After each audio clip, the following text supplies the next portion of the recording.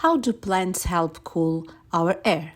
Why do you think on a hot summer day in areas with more trees the temperature tends to be lower?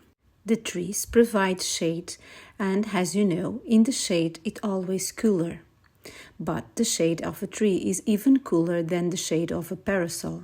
Why is that? To answer that question, let's see what happens when we cover a plant and a dry trunk with a plastic bag. We found that the plant released water inside the bag,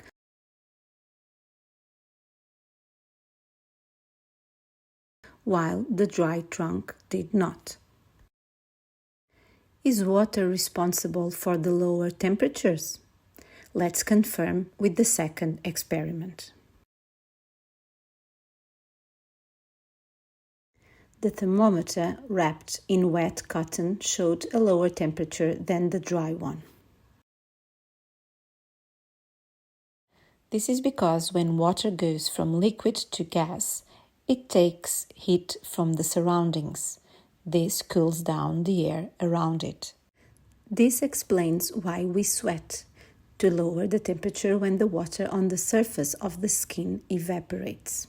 So, on a hot summer day, we get wet to cool off. As soil dry, water is transferred into the air as water vapor.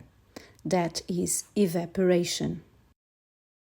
Plants actively release water, moving it out of their leaves into the drier air. That is transpiration.